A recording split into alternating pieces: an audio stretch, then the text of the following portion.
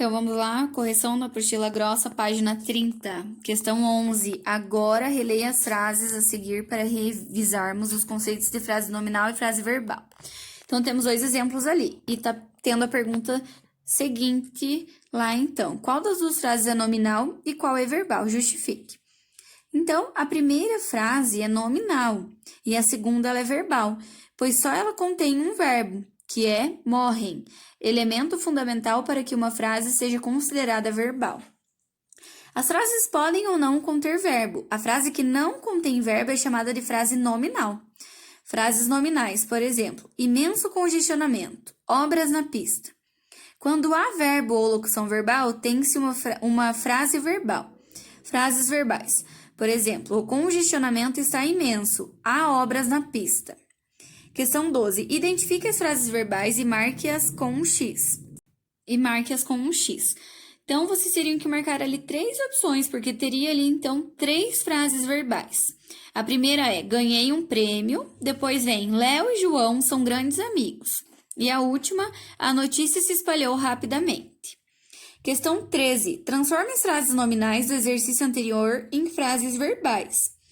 Então, eu tenho aqui como sugestão de resposta. Tenha um bom dia, Dona Maria. Que barulho estranho foi esse? Tá? Então, era isso que vocês deveriam colocar na questão 13. Ou se vocês colocarem um pouco diferente, não tem problema, tá? Essa é a sugestão que eu tenho aqui na minha apostila. Então, mais uma vez, vou repetir lá para vocês. Tenha um bom dia, Dona Maria. E a outra é, que barulho estranho foi esse? Tá? Então, observe esses exemplos. Todo dia, todo mundo tem sua dose dele. Trata-se de uma frase porque é um enunciado que faz sentido. Trata-se de uma oração porque contém um verbo. E trata-se de um período porque se trata de frase verbal. Medo do medo. Trata-se de uma frase porque é um enunciado que faz sentido. Não é uma oração porque não tem verbo. É uma frase nominal. E na outra página nós temos lá.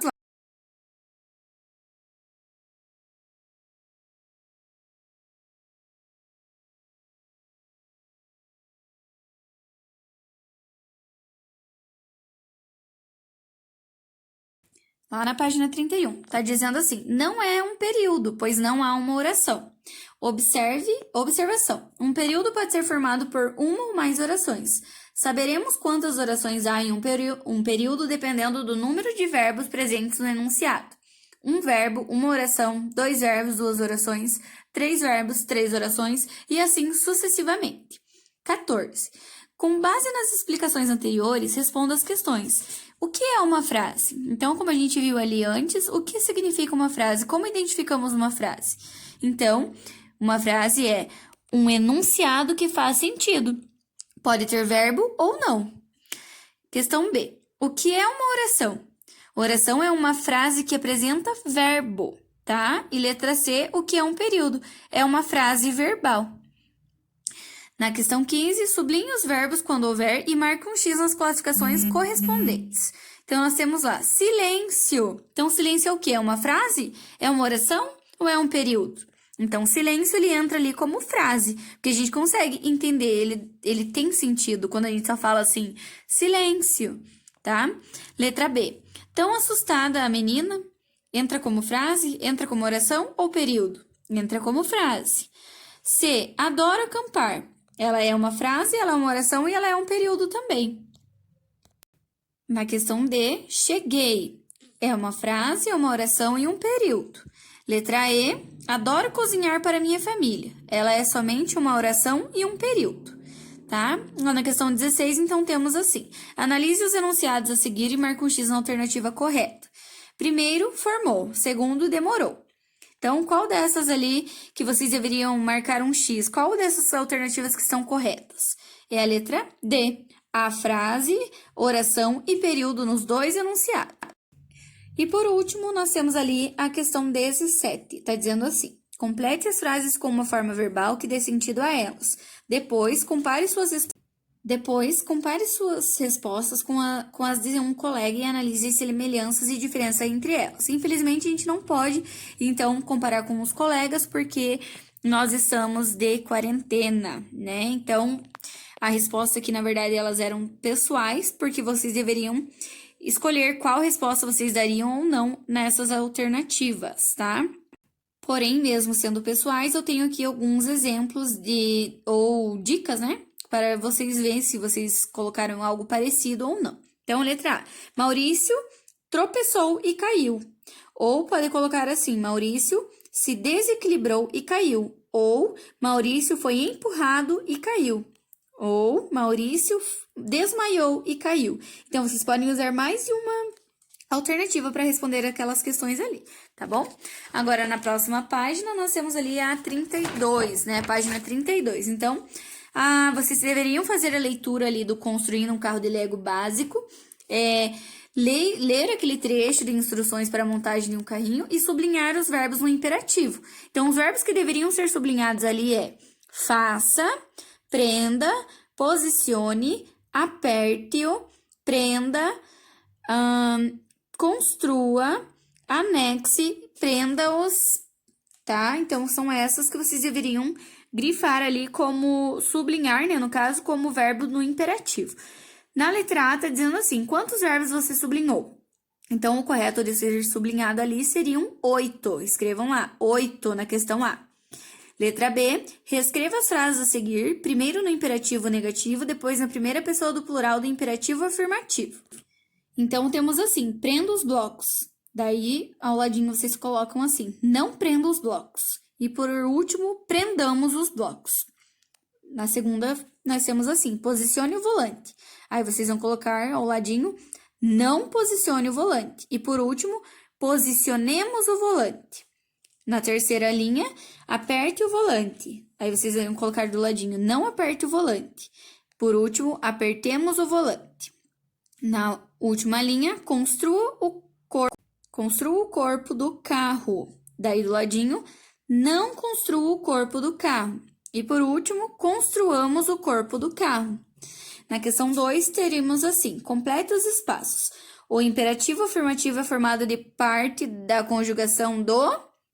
Então, vocês colocam como resposta ali, presente do indicativo e parte do presente do subjuntivo. O imperativo negativo é conjugado como o presente do subjuntivo. E assim, vamos para a próxima página, 33. Reescreva as manchetes apresentadas a seguir nas colunas apropriadas. Quinto verão com cortes de luz. Violência assusta no início de 2014. Inflação do ano passado foi menor, mas 2014 promete. Fim de ano animador. Então, nós temos ali frase, oração e período. Então, como frase, qual daquelas ali que se constituem como frase? Então, a resposta é quinto verão com cortes de luz. E embaixo vocês colocam outra frase, fim de ano animador. Ao lado, como frase, oração e período, entra ali, violência assusta no início de 2014. Inflação do ano passado foi menor, mas 2014 promete, tá? E na questão 4, nós temos ali, identifique os verbos dos períodos a seguir, sublinhando-os em quais alternativas há mais de uma oração. Assinale com um X. Então, nós temos mais de uma opção para vocês assinalar como X. Primeiro, vocês vão assinalar como X lá. É tanto medo em áreas conflagradas que, às vezes, como anteontem, no Rio de Janeiro, o medo transborda. E a outra que vocês vão marcar um X é: quem chegasse à cidade na sexta, visse o céu primaveril, a praia feliz, não poderia enxergar a inundação invisível de medo. E vocês deveriam sublinhar também, né? Sublinhar ali quais alternativas há mais de uma oração. Então vocês deveriam sublinhar ali na primeira partezinha a palavra vem, na segunda frase a palavra é, na terceira a palavra é e transborda, na quarta a palavra desceu, na quinta chegasse, visse e poderia enxergar. Na questão 5, está dizendo assim, com base no que você estudou sobre os anúncios publicitários, assinale um X nas afirmativas que se referem às características desse gênero textual. Então, vocês teriam que marcar um X ali na questão B, C e E. E partimos para a próxima página, então. Então, na página 41 ali, nós temos o uso de parênteses e de aspas. Parênteses. Na língua escrita, os parênteses são usados com diferentes funções. Alguns trechos apresentados a seguir foram retirados do próprio material. Leia-os com atenção. Então, para inserir uma explicação acessória ou complementar, aí a gente utiliza o parênteses, né? Então, por exemplo, a partir do próximo domingo. Que dia que é o próximo domingo? Abre parênteses, 7. E o trecho entre parênteses esclarece uma data para que o leitor se situe quanto ao tempo no texto. Complete com o verbo dado entre parênteses. Ontem ele me... Do verbo dizer, ele me disse que não viria. Tá? Então, é complementar a frase apresentada com o objetivo de definir verbo que deve ser conjugado, pois poderiam ser outros, tais como falar, confessar, jurar, garantir, etc. Então, temos ali, então, o parênteses para dizer para nós qual palavrinha que se encaixa ali para vocês completarem, né? O espacinho que nós temos. Então, o verbo dizer poderia ter ali o verbo...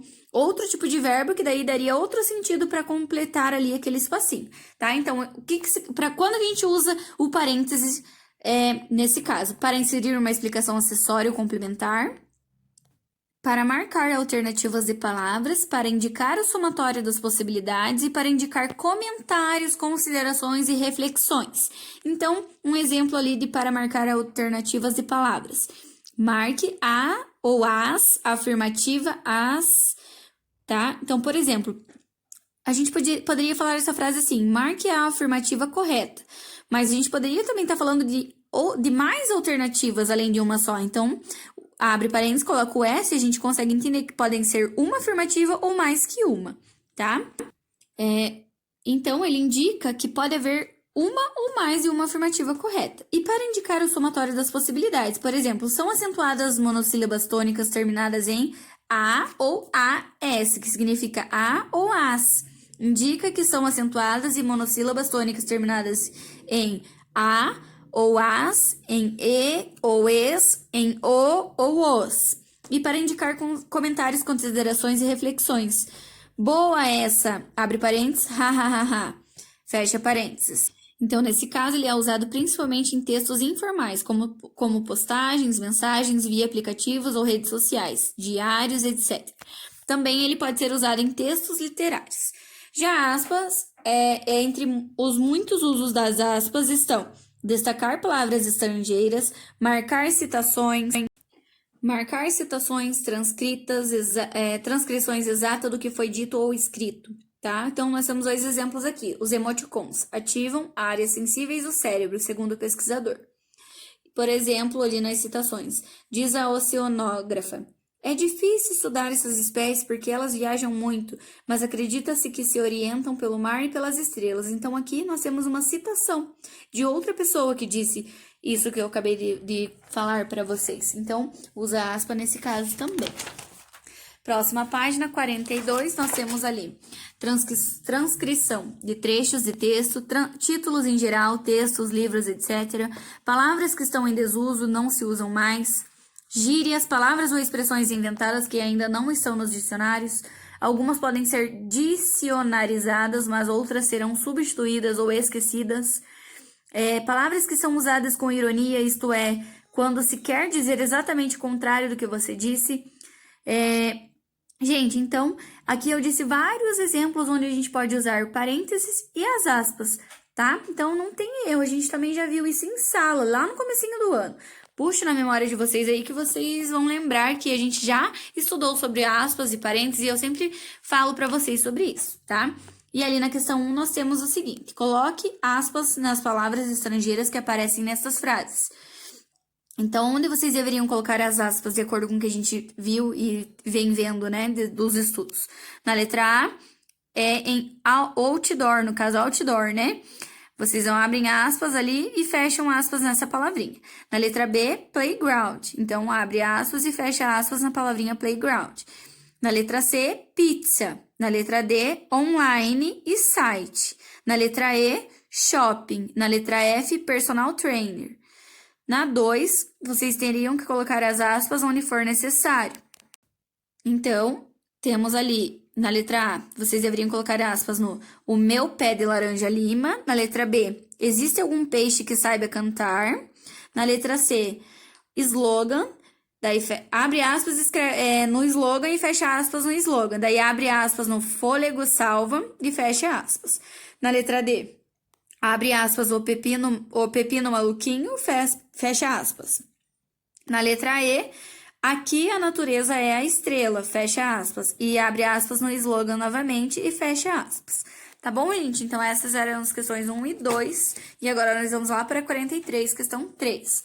No diálogo a seguir, que acontece quando um amigo chega à casa de outro, há palavras que provavelmente você nunca ouviu, porque são antigas e estão em desuso. Coloque aspas nessas palavras. Então, era uma resposta pessoal. Vocês que deveriam ver ali onde vocês acham que aspas deveria entrar ou não. Na questão 4, você entendeu o diálogo? No box ao lado, você encontrará o significado das palavras em desuso no texto acima. Descubra qual o significado de cada uma, conforme o sentido das frases, e reescreva o diálogo fazendo a substituição. Então, o que era para vocês escrever lá? O diálogo, né? Reescrever aquele diálogo que nós temos ali ao lado, então, ali em cima. Então, ficaria da seguinte forma. Meu amigo querido, finalmente você aqui, entre que a tempestade está chegando. Na segunda linha, nós temos: tentei inutilmente uma condução. Estava desejando muito chegar logo. Fiz uma viagem cansativa. E por último, nós temos: dê-me um abraço. Sinto-me feliz com a sua chegada. Então, eu vou repetir ali para vocês na questão 4. Meu querido amigo, finalmente você aqui, entre que a tempestade está chegando. E embaixo nós temos: tentei inutilmente uma condução. Estava desejando muito chegar logo. Fiz uma viagem cansativa. E por último, dê-me um abraço. Sinto-me feliz com a sua chegada. Tá? Essa é a questão 4. E na questão 5 nós temos ali: use aspas quando correr gíria e indique o significado delas entre parênteses. Então, letra A. Não ligue. Ele está, abre aspas, pistola, fecha aspas, hoje. Então, por que abriu aspas no pistola? O que significa pistola? Significa que a pessoa está nervosa ou nervoso, né? Então, não ligue. Ele está pistola hoje. Significa que ele está nervoso. Vocês falam muito isso em sala, que eu lembro, hein, gente? Letra B. Vamos conversar sem mimimi. Então, o que significa mimimi aqui? Reclamação. Letra C. Deu ruim. Então, vocês deveriam colocar aspas ali no deu ruim. Não vou poder ir. Então, o que significa deu ruim? Que algo deu errado. Meu celular bugou. Então, abre aspas no bugou e fecha aspas no bugou. O que significa bugou? Significa que travou ou estragou, né? Então, gente, isso são exemplos de gírias onde vocês deveriam colocar as aspas, tá? E aí, nós temos trecho 1 para vocês fazerem a leitura, tá? E na próxima página, lá 44, temos ali as questões A, B e C. Tá? Vamos lá, então. Letra A, 10. O que significa? Especificar em qual sábado do mês boletos poderão ser pagos em qualquer banco, tá? Então, mais uma vez, vou repetir ali para vocês. Especificar em qual sábado do mês boletos poderão ser pagos em qualquer banco. Então, essas questões são referentes ao trecho 1. FEBRABAN, indicar a sigla da Federação Brasileira de Bancos, tá? E letra C, juros, multa, desconto, etc. Significa especificar detalhes que aparecem no boleto. E aí, vocês deveriam fazer a leitura do trecho 2 e responder as questões D, E e F. Então, letra D. As aspas iniciais e finais significam que é uma citação, a transcrição da fala de alguém. E na letra E, aspas em Halloween, a mosca e a hora do pesadelo são para anunciar que temos ali títulos de filmes. Escrevam lá, títulos de filmes.